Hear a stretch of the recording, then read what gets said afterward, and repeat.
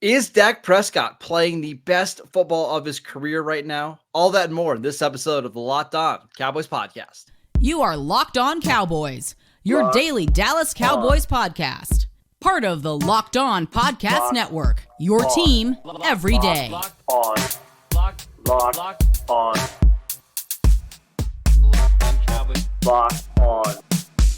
Cowboys. Welcome back to the Locked On Cowboys podcast, part of the Locked On Podcast Network, your team every day. We'd like to thank you for making us your first listen of the day. This episode is brought to you by LinkedIn. LinkedIn Jobs helps you find the qualified candidates that you want to talk to faster. Post your job for free at linkedin.com/LockedOnNFL. That is linkedin.com/LockedOnNFL to post your job for free. Terms and conditions apply. I am your host, Marcus Mosher. You can follow me on Twitter at Marcus_Mosher. Joining me today, as always, is Landon McCool. You can check him out on Twitter at McCoolBCB. We are going to answer your Twitter questions today. We've got a bunch of them, so let's jump right into it, Landon. First one from Javier. He wants to know, do you think Dak Prescott is playing the best football of his career right now? I mean, it's certainly in the conversation. I think that if not this time, then you have to go back to like the beginning of what was it, 2021, right? Or I think with Kellen and him were really cooking early on. But I tend to think that this is the best. You know, I think he's just a wiser quarterback than he was back then. I think he has the athleticism that maybe he was missing at different points, especially early on last year. And I think he's seeing it and is comfortable in the offense, in this current offense, in a way that he wasn't earlier in the season. So I think that the numbers kind of speak for themselves in a lot of ways. That yeah, I do think that this is the best Dak Prescott, but I think there is also the kind of the tape aspect that you have to watch there. But I would say that the tape matches the numbers, right? That he looks as comfortable as he has. He looks decisive. You know, he still will throw a ball or two where it feels YOLO-ish. But I think, you know, when you're hot, and he's been completing the YOLO ones pretty regularly as well. So I do think this is probably the best version of Dak we've seen so far. All right. So I highlighted three different basically Eras. Seasons of Dak's. Yeah. So let's start with the first one, 2016, like middle way through that season. Things are starting to slow down for him. He's still a dynamic runner. That was really good. Now, the reason I'm not choosing that one is because he's just so much more dangerous as a passer now than he was then. Things were very well defined for him. 2018, post the Amari Cooper trade, like after that Titans game, things really clicked. He was still a really good athlete. He was making big time throws. The game that he had against Philadelphia, where Amari had 3 touchdowns or whatever, one of the best games that I've seen him play. The reason I will go with this one is he can just kill you in the pocket right now. Mm-hmm. And there's a weird feeling where if he's not pressured in the pocket, you feel like the ball is going to be complete for a big gain every single time. And I just haven't felt that way about a quarterback since like 2014, Tony Romo, where if you protect him in the pocket, he's going to dice you up. And that's just kind of where Dak is right now. I think the craziest thing about Dak Prescott's career, to me, as someone who's watched every snap of his professional career, watched him in training camp, is the type of quarterback that he's developed into. Like it doesn't seem to match where he came from to where he has arrived. Right now, he is like maybe the premier, thinking man's quarterback, pre-snap quarterback, pocket passing quarterback in the league.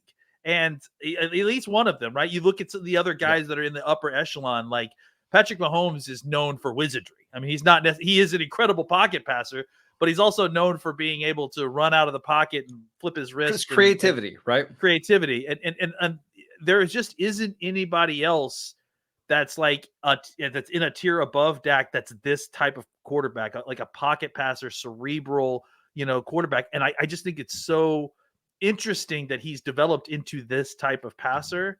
And yeah, you add in the fact that he still has just enough athleticism to pick up the first down on 3rd and 5 or score the touchdown from 10 yards out when you're in man coverage. Like that, though, the combination of those things And then add in the fact that he is, I mean, I haven't looked at the numbers, but he's got to be the best third down quarterback in the NFL. If there's anybody better at third downs right now, I think I would have heard about it at this point. I think all three of those combinations of things make him very difficult to stop and very difficult to kind of slow down. And if he can kind of keep that up and continue to be accurate, deliver the ball where it needs to be, efficient on third downs when he gets the opportunity, and then continue to use his legs when everything else around him fails him, it's going to be tough to stop this offense. So here's another reason why I think he's playing the best football of his career. As you know, I like to bet on the NFL, which with our friends at FanDuel. Yeah. So when you bet on the NFL like every week, you're going to be betting on some bad quarterbacks. And I watch these games and I'm like, please don't blitz him. Please don't blitz him. It's just the opposite for Dak. And I remember, I think it was Bill Parcells talking to Quincy Carter, right? Like in 2003, basically like, you're going to love it when these teams blitz you. Right. And that's the way I feel like with Dak now. It's, you go up against a Wink Martindale who wants to do these cover zero blitzes. You're just inviting big plays. And I feel that with Dak now, like, please blitz him because he's going to get rid of the ball. He's going to be accurate. And you're going to have these massive chunk plays in the passing game. When you have a quarterback that you just have total trust with when the teams are blitzing, typically it's a good sign that you've got a good quarterback.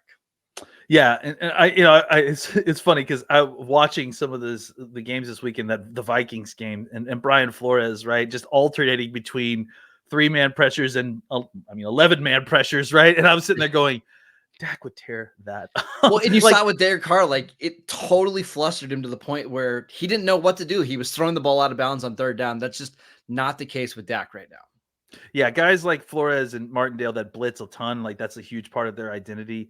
They must have absolute nightmares about guys like Dak Prescott, who not just are good against the blitz, but are better than not being blitzed against the blitz. So yeah, he must be a total nightmare for them. That's why I said it was last year when the Giants. Wink Martindale. It's like I was laughing, man. This is great. That is a style of defense that'll be great against average to below average quarterbacks. But when you face top end quarterbacks, you can absolutely get shredded. That's why I think this is probably the best I've seen Dak play, at least in a 4-game stretch. Yeah, Sam Howell and Daniel Jones are going to be very scared by Wink Martindale, but guess what? The other two guys, not so much. Well, we already saw that this year. Washington and New York have already played a game this year. This was like a few weeks ago where Washington scored 7 points and lost a game against the Giants that they had no business losing. On the opposite end of the spectrum, the Cowboys scored 89 points in 2 games against Wink. So to answer the question, Javier, yes, Landon and I both think that this is the best we've seen Dak play. Yeah, I think it's pretty clear. I think just on a holistic view, there's times when he's done other things better, but as a complete quarterback, I think this is the best he's ever played. All right, let's get to some more Twitter questions, including which positional groups have surprised us the most this year. We will get to that next. This episode is brought to you by LinkedIn. These days, every new potential hire can feel like a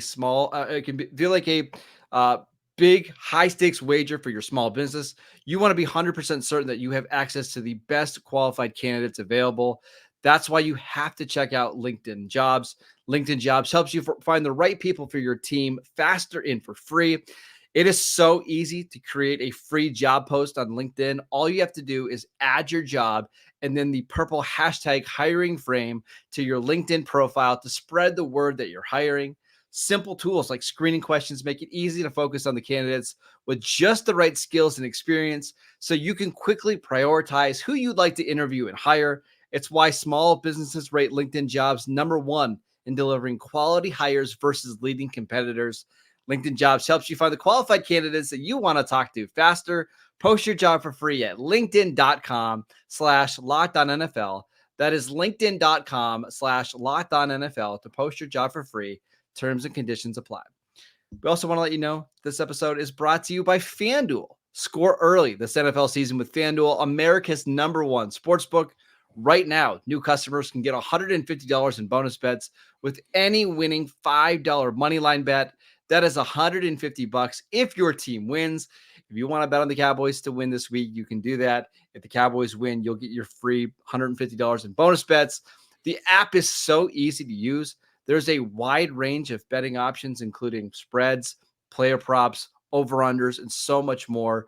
So if you've been thinking about joining FanDuel, there is no better time to get in on the action. Visit FanDuel.com/lockedon and kick off the NFL season with FanDuel, the official partner of the NFL. Welcome back to the Locked On Cowboys podcast. We wanted to let you know that Locked On has launched the first ever national sports 24/7 streaming channel on YouTube. Locked On Sports Today is here for you 24/7, covering the top sports stories of the day with the local experts of Locked On, plus our national shows covering every league. Go to Locked On Sports Today on YouTube and subscribe to the first ever national sports 24/7 streaming channel. Landon, let's get to some more Twitter questions. This one from @GeyerNFL. He wants to know, what position groups have been the most surprising, most disappointing this season? Okay, so most positive and most negative, surprising, right? Basically, is what we're asking. Yes. Okay, so I think let's start on offense, right? To me, I think the tight end position has been the most surprising in the sense that, look, Jake Ferguson has really shown us something these last few weeks. I think he's starting to break out a little bit. I think we really, especially if we're talking about going back to the preseason and training camp, the fact we've gotten nothing from Hendershot so far, and the fact that, McEwen has basically been just kind of a throwaway at this way. No offense. How dare you? And then, yes, and Schoonmaker has been a good blocker so far, I feel like, but has not caught on yet as a receiver. I do anticipate that will kind of even itself out. But I will say that this is a unit that we thought was a big strength of this team. And just, I think Ferguson has kind of righted the ship a little bit for that group overall. But I don't think that they were nearly what we expected them to be coming into the season. I expected the depth to be better than what it has been. I mean, you've basically got nothing outside of Jake Ferguson at all. Nothing. Yeah. I mean, Schoonmaker's, like I said, a blocker. But, I mean, until he's catching the ball consistently, you're not getting anything receiving wise. So, and I think McEwen is a blocker. He's a practice squad guy that you bring up to be your fourth tight end. Yeah, and so I think that the other thing too is to keep in mind is that it does feel like there's been a little bit more of an uptick of kind of 21 personnel. So you are seeing that some of that second tight end spot is being occupied by a fullback, which is all is right in the world. I do think that that's part of it, but I think that's in reaction to the fact that they haven't got a lot of production out of the position. All right. What about most surprising in a positive way on offense? Most surprising in a positive way.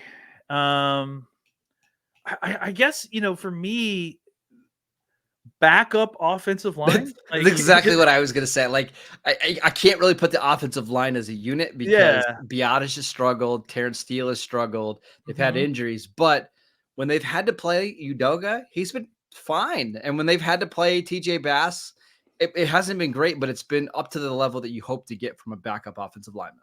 Yeah, even Richards has gotten there and he's played some decent snaps. I mean, they've gotten good play out of guys who you should not expect good play out of. I mean, a passable play, which is all that you could ask for some of these guys, right? Especially an undrafted free agent rookie who's coming into play, right? So, look, obviously the Cardinals game kind of belies that point a little bit, but I do think that overall the backup offensive line, when called upon, has been pretty good. Part of me wonders with that Cardinals game, like if Tyron Smith just gets, I don't want to say he gets hurt early in the week, but if early in the week that he's not going to be available, I wonder how much better things would be, because they had to shuffle their entire offensive line on Saturday afternoon just to get you ready for that game. So that was pretty poor. But for the rest of the season, whenever Udoga's played, they've been very, very good on that side of the ball. Yeah, absolutely. And I think, again, it's versus expectations. We're talking about surprising, right? Yeah. And so I think what we've seen is surprising. So well, think about how often this offseason we talked about, okay, who's the swing tackle? Who's the swing guard? How is it if they have one injury, everything is going to fall apart? That hasn't been the case yet, knock on wood. Yeah. And I think it's something to remember, for future seasons, right? Is that it's never as dire as we think it is, and that the situation changes a lot, even from training camp, right? Yes. Like that the situation can get better and worse. All right, let's go to the other side of the ball. What about most surprising on defense? Surprising in a positive way.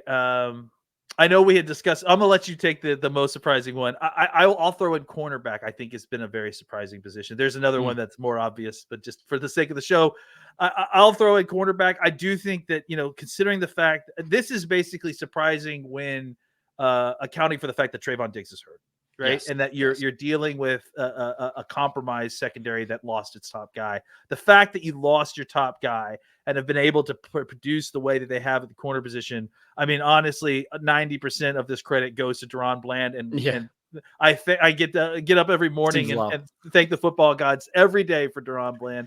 Yeah. But I think it shows you just how much better that they were than all of us thought when we saw Trayvon kind of limping off the field. So I just wanted to make sure that we gave kudos to those, because I mean, and that also includes Gilmore, who's had a more difficult assignment than what he signed up for, and Lewis, who has come off of an injury and held on for dear life and done a good enough job. Held is the key word there. Let's talk about the safeties. That's, to me, the most disappointing. Now, starting this off with, Malik Hooker's been really good this year. I've got no problems at all with Malik Hooker. The Cowboys signed him to a contract extension this offseason. I think he's been worth every single penny that the Cowboys have given him. So I'm good there. Donovan Wilson got a big contract this offseason. Big contract, I mean, for the safety market. Like, the safety market's weird. So to get $8 million a year is pretty significant. Now, he's been dealing with a calf injury, missed the first 4 games of the year. One of the reasons that the Cowboys liked him so much is because of the splash plays. Like, he was one of their guys over the last couple of years that created splash plays and turnovers and sacks. Just haven't really gotten any of them. Can you think of one big splash play that he's made this season? No. I mean, I can think of him making a tackle on 3rd down that was, a successful tackle that stopped a first down, but not like a splash play. He led all safeties in pressures last year as a blitzer. It doesn't seem like the Cowboys are using him as much there. And then you have Jaron Kearse, who Jaron Kearse is a little bit older. I think his role has gotten diminished a little bit. He's been okay, but same thing, like, no big splash plays really at all for him. You and I were kind of joking, like, pre-show, the Cowboys have 3 safeties that they're paying, and I kind of want to see 2 other guys play ahead of them. Like, I would love to see more Wanya Thomas. I would love to see more of Israel Makamu. And it's kind of frustrating every week that one of those guys is inactive or one of those guys just isn't playing on defense. Yeah, I mean, we're starting to see more of them, obviously. Wanya got the opportunity to play. Lo and behold, almost got an interception. And we're seeing Izzy start to play a little bit more in the slot. But I do agree. I think that the safety position is one that was a little bit disappointing. Do you have one that is a positive for a surprise for on defense?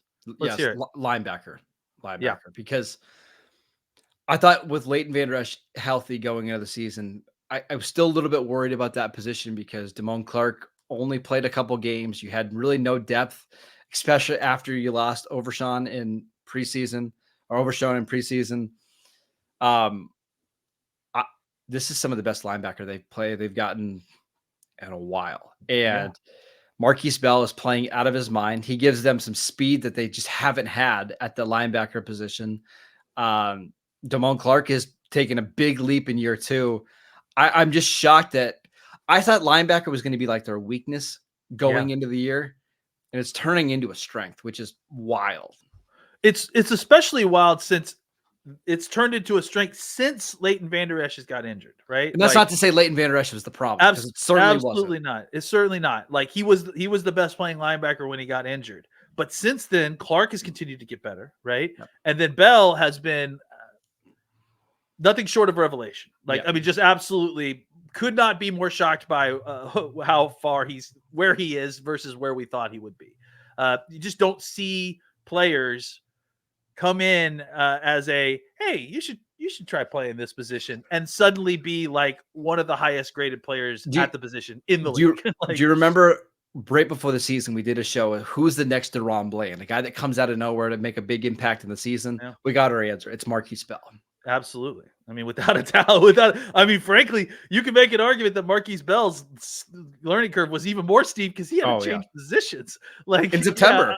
It's September. Yeah, exactly. So what he's done, like, seriously, am having a hard time quantifying it for folks. Like, it's absolutely ridiculous. And again, part of us have just been kind of holding our breaths these last few weeks because we're like, this can't be real. Like, he can't keep this up, but he has kept it up. So yeah, I mean, honestly, and I think honestly, last week's game was the most impressive because he came in beat up with the calf injury and still produced the way that he did. So that to me shows, hey, this is who this guy is. You know what I'm saying? So yeah, I mean, the linebacker, without a doubt, the biggest surprise period on this team for the 2023 season has been Marquise Bell across the board. All right, let's talk about the playoffs. And if the Cowboys are going to make it to the Super Bowl, what would a playoff run look like? We will get to that next. This episode is brought to you by PrizePicks. PrizePicks is the largest daily fantasy sports platform in North America. It is the easiest and most exciting way to play DFS because it's just you against the numbers. Instead of battling thousands of other players, including pros and sharks, all you have to do is pick more than or less than on 2 to 6 player stat projections and watch the winnings roll in. PrizePicks is the most fun I've had playing DFS. You can win up to 25 times your money this football season. Again, all you have to do is select 2 or more players, pick more or less than on their projected stats, and then place your entry. I love that PrizePicks has a reboot policy that they'll reboot your entry if one of your players is injured in the first half and does not return. PrizePicks is the only daily fantasy sports platform with an injury insurance policy. It's absolutely fantastic. Go to prizepicks.com/LockedOnNFL and use promo code LockedOnNFL for a first deposit match up to $100. Again, go to prizepicks.com/LockedOnNFL and use promo code LockedOnNFL for a first deposit match up to $100. All right, Landon, our final question here comes from Chris. He wants to know, using the current playoff picture and assuming the Cowboys don't get a bye week or probably win their division, what is the best case scenario for a path to the Super Bowl? Okay, I got it. You ready? Here we go. Yes. So the Cowboys win next week against Carolina, right? Carolina already at a point where they are about to fire their head coach. The things are looking dire if you're the Panthers fan. But suddenly, this loss against the Cowboys catalyzes the Carolina Panthers. They become the cardiac Panthers and win out the rest of the year. There's a tie between the Buccaneers and the Saints in Week 16, and then suddenly your 5th seed Cowboys are playing. The 5th seed Cowboys are playing the 4th seed Carolina Panthers in Carolina for Week 1 of the playoffs, or the wild card round of the playoffs. You could come up with any other scenarios. Look, the Cowboys are eventually going to have to play either the Eagles or the 49ers or both, probably at some point. Yeah. I think the best case scenario you can hope for at this point is hoping for a very soft pillow wild card round. And I think, Carolina gets on a hot streak and starts winning football games. That's something I can believe in. That's pretty wild. I definitely manufactured that with the playoff machine, but it happened. All right, so let's start with this. Obviously, the best case scenario for the Cowboys, if they don't win their division, is to be the 5 seed, because it's very likely that the Lions or the 49ers are going to be the 2 or the 3 seed. Okay, so let me ask you this: of the Saints, Falcons, Bucks, which of those teams do you think the Cowboys match up the best against? I mean, the Falcons are matching for most everybody, right? Like, yeah. I mean, the thing with the Falcons with me is that you're playing in a dome, so you don't have to worry about weather, and you're playing either Taylor Heineke or Desmond Ridder. At least the Saints have Derek Carr, who is a average quarterback, and the Bucks have Baker Mayfield, who is a slightly below average quarterback. The Falcons might not even have slightly below average. Yeah, I mean, the Falcons are just not a good team right now. The thing that's strong about their team is their offense, and they're missing a quarterback. Yeah. So, it's not great for Atlanta.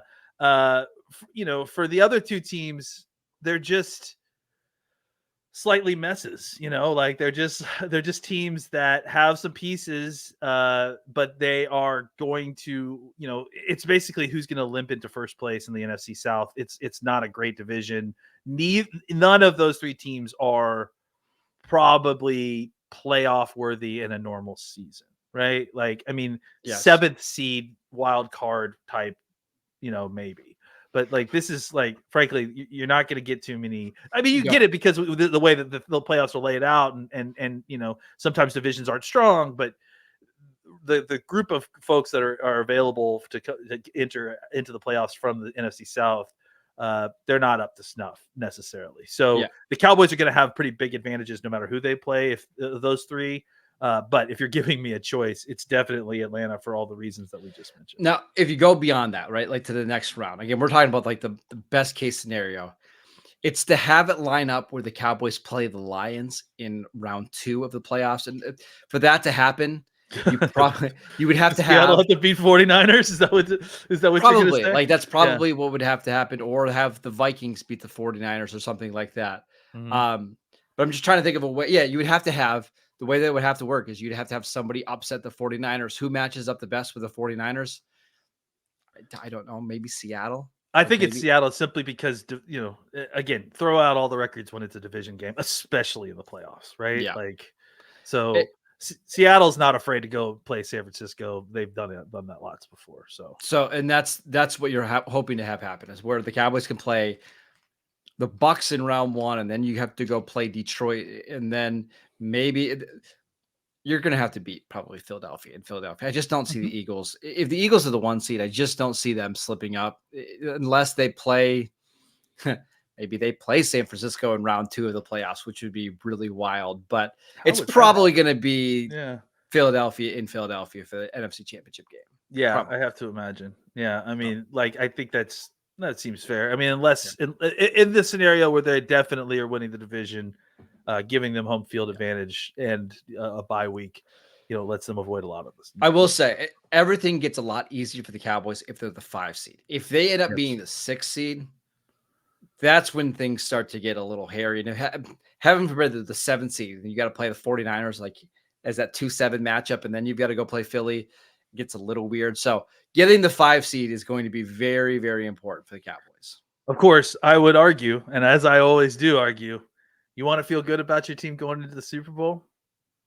Go beat the 49ers and the Eagles both in the playoffs. Yeah. Go do it. I know we don't want to have to do that, but if you want to feel strong about this team, take the hardest path and win it and do it. But I prefer the Eagle strategy where you have the other one. Yeah, you have first round bye, then you play Daniel Jones, and then you play Christian McCaffrey playing quarterback. That's the scenario that I would rather have. And then you fumble away the Super Bowl. Your only chance, unfortunately, guys. All right, that is it for today's show. We want to thank you for making Locked On Cowboys your first listen every single day. Every dayers. On tomorrow's show, we've got a show with the Locked On Panthers to do the crossover, so make sure you tune in for that. We also wanted to remind you about the Locked On the Locked On Sports Today podcast. We have a 24/7 coverage. Go to Locked On Sports Today on YouTube and subscribe to the first ever national sports 24/7 streaming channel. Absolutely fantastic. You can go to our channel, Locked On Cowboys, where you get shows every single day. We can go follow Landon on Twitter @McCoolBCB. I'm @Marcus_Mosier, and we will see you right back here tomorrow.